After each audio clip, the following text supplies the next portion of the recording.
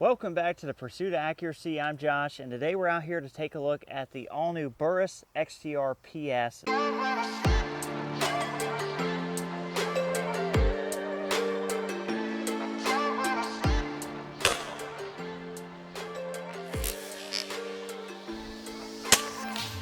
Oh! This thing hold. Oh! Freaking joker. Oh, you hit it.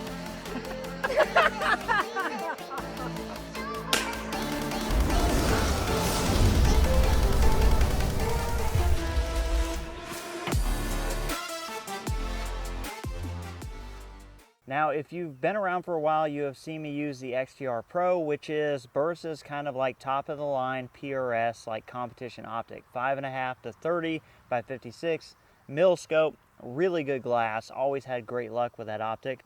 Well, basically from what I can tell, they took the XTR Pro's glass functions and features and they made it digital. So there's a heads-up display in the PS that's going to give you some extra ability that we're going to talk about in the studio where it's not 100 degrees, but I wanted to come out here and show you guys the image quality. Unfortunately, I can't show you the HUD. There is a heads-up display built into this. We'll talk all about that inside, but I can't show it to you out here because I can't get the Tacticam far enough back. It's really easy to see, obviously through the eye, really easy to use. And the biggest difference and the biggest principle of this is going to be this turret. So typically, this is a mil scope, but typically on a mil scope, you're going to have 1/10 clicks, and they're going to be like audible tactile clicks. This turret does not have those clicks, but as you can see, I move this down. This actually has resolution of 30 clicks per mil, so 1/30th versus 10 clicks per mil on a standard scope, which is going to allow you to more precisely control the elevation, because on this scope, we're really not dialing for the mil value, the hold value. What you're going to see on the inside of the scope is a heads-up display telling you what yardage you're dialing to. So you can upload your ballistic profile to the scope, zero it, set everything up as a 0, and when you go out hunting or whatever, range your target, dial to that yardage, shoot, and you're done. So we're going to talk a little bit more about that because I really think that there's a real specific market for this optic, and I think it's probably going to be a guy who wants to build like one rifle, have one really good scope with glass, and doesn't want to get like a Kestrel, doesn't want to learn all about applied ballistics, doesn't want to worry about all these things. You can literally punch this stuff in on your app on your phone and dial and shoot. It's that easy. So we are going to shoot this a little bit. You're looking at 50 yards. We'll swing over, we'll shoot the KYL. I just want you to see the glass for now. And this is not zeroed for this ammunition, so you'll have to excuse me for that, but we're just going to kind of take a look, see here. We're pretty low on this ammo. Well, let's go after this circle there. So yeah, you can see how low we are there. But what we're going to do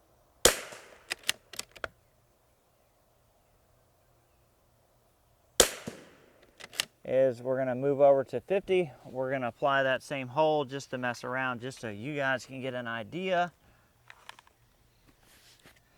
We'll back this out a little bit, give you guys a good field of view. So we're fairly low. Hold top of the target. And might need some more bullets. And like I said, I just want you guys to get some visuals on this glass, just how good it is. And of course, the Tacticam is going to degrade that, so what you're seeing is not realistic. It's somewhat comparable, but what I'm seeing is a ton better.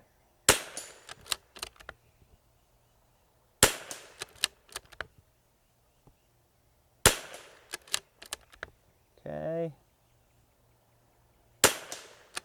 Cleared that. All right, we're going to go to 100. And honestly, best case scenario for showing you this would be center fire, but Ray already did that at the X-Ring. I'll link his video down in the description below so you can check that out. You know, he shot this out with his center fire. Now, you guys won't be able to see this, but I'm going to turn my HUD on, even though I'm hitting low, and I'm going to dial up to about 110. Should get me pretty close. But I'm not even looking at the turret. I have no idea what mil value reference is on it. Let me get you guys parallaxed in here. Get you guys looking right. And we're going off a hope and a prayer here. I think I need to load. There we go. All right. Oh, we're hitting.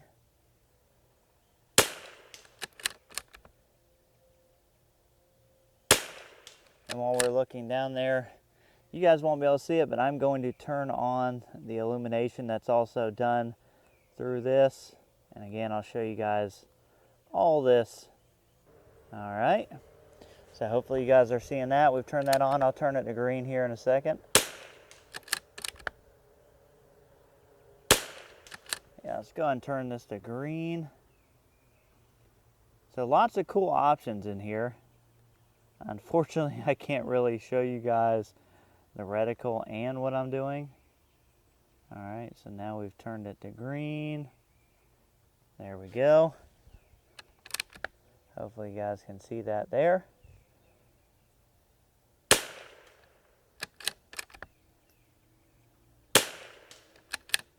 Let's zoom you in, and then we're going to take this inside. But you can see how good, and there's a piece of bamboo hanging down there. You can see how nice this glass is. So the glass is super duper nice. But now I've got to take you inside because I've got to get you a different camera angle on this HUD so you can see what all this offers, because you're missing a ton of what's going on in the HUD that I can't show you while I'm out here shooting. But I wanted to bring you out here so you know that this thing has really good glass. And again, let's play with this turret. You can see how smooth this thing is. We'll zoom in a little bit. I mean, this thing is just super smooth.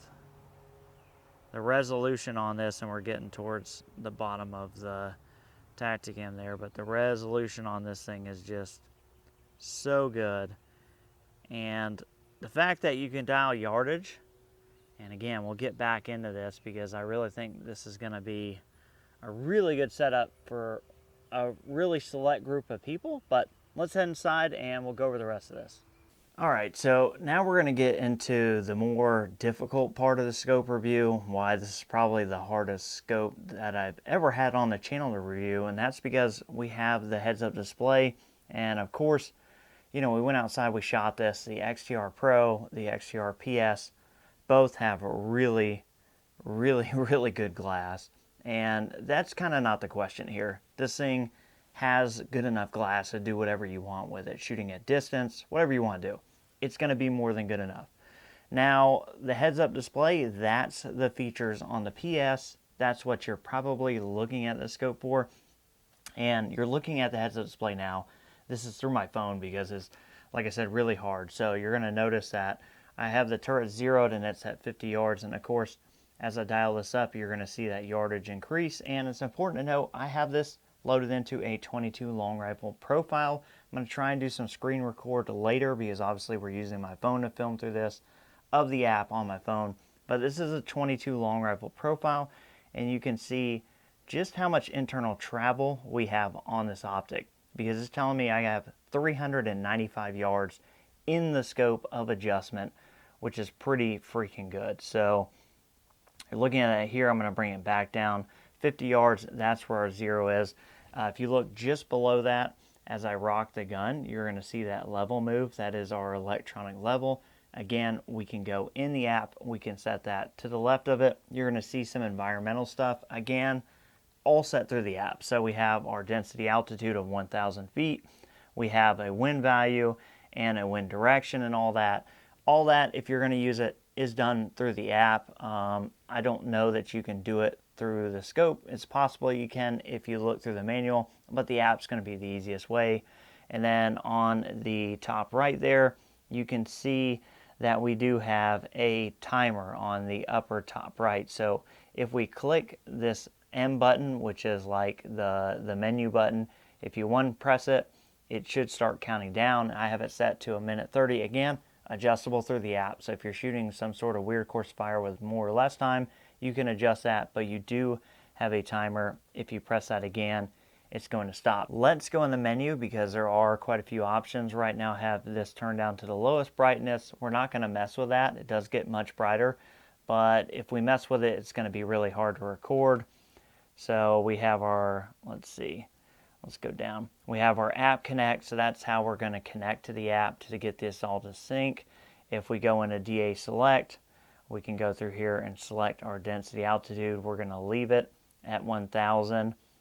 Our zero knob, so we want to zero everything out. So if we set our mechanical zero, then we can go in here and we can actually zero out so that our electronics, our onboard stuff matches the turret. Pretty important. Match timer, again, we talked about that. We can go in here and we can change this timer.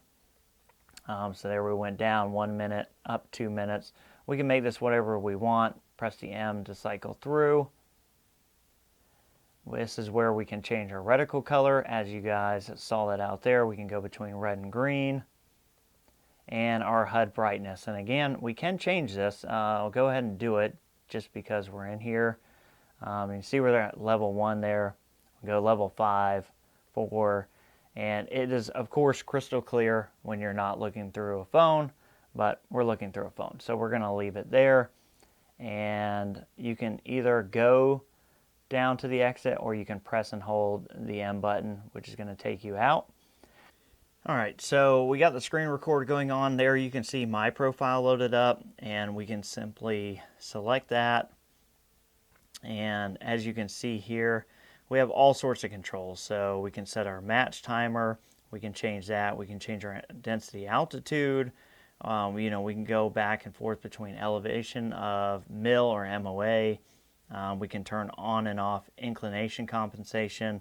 Our display timeout maxes out at 2 minutes. That's what we have it at for recording. The reticle timeout, the deep sleep, you can change all that. And of course the level. So we can change this over to this. We can run it like this. You can change this to a ball or a bubble from 1 degree of sensitivity to half. So there's a lot of adjustments just in that. And let's say we want to change this to this diamond. We want to go to 1 degree, and we want to do maybe a ball. We have to go and upload, and it's telling us, oh, device not connected. I'm actually going to take this off so that I can look through here and go back into the menu like we talked about earlier. And I'm going to go to App Connect. So, and now we are paired, so it's just that easy. So now all these changes, we can upload settings. It's telling us uploading and success. All right, so let me look at my scope. All right, so after going in there, now I'm just kind of holding this, looking through the phone. You can see now we have our different bubble level that we went in there and changed. And again, it's all really super easy. And again, this has been the hardest scope for me to review because typically I'm reviewing scopes that are purpose-driven for PRS. And obviously there are features in here for PRS that would be very useful. The bubble level, the match timer, that combines a lot of things. I think people will complain about the lack of detents here. And this is totally functional without the digital side of this. So if this dies, you don't have to worry about that. This still functions. You still have your turret up here. It still has markings. I think if you're a guy looking for one scope that's going to do a lot of things and make your life a lot easier, and you don't want to geek out on ballistics and you don't want to get a bunch of stuff, you don't really need a Kestrel for this. You can put in your ballistic profile. You can true it through the app. Is it going to be super intuitive the first time you're doing it if you don't even own a Kestrel? No, but it's going to be doable. And then you can simply just go out and dial your yardages. That's going to make your life a lot easier, and it's got some really cool features. So I think that this is going to be cool for that guy who wants that one scope, that one really good glass, just really refined scope, but has these cooler features, this newer kind of digital features to make your life a little bit easier, where you don't even need to understand what MOA or mil is. It's going to be almost irrelevant to you. You don't have to get into it that far. Simply figure this part out, setting it up, and then just dial your yardages and go out there and shoot. I also think it's really interesting for guys who, like me, who have lots of options, who want to get into something like this. Just for the fact that it is its digital features, because you got the match timer in there, because you got the electronic level, you know. And of course, there are going to be guys who are going to look at this from a perspective of like, well, the digital stuff can die, you know, in case of EMP. No, I don't think that this is going to be the scope for the guy who's outfitting a rifle that's like a doomsday rifle. Of course, that doesn't make sense. But it's really cool where scopes are going.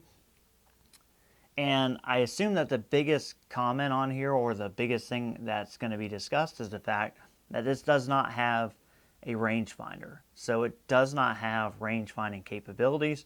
Now, I think if it did, it would be more expensive, but also infinitely cooler. So it would be really cool to see where Burris goes from here, because if we combine this with a laser range finding module that's attached to the optics, that's integrated into this system to where you can go out, look at a target, press a button, range it, and get a ballistic solution, maybe an overlay on the reticle, or even just tells you what you need to dial to, and then you dial to that. I think that would be the next step, and probably where scopes are going.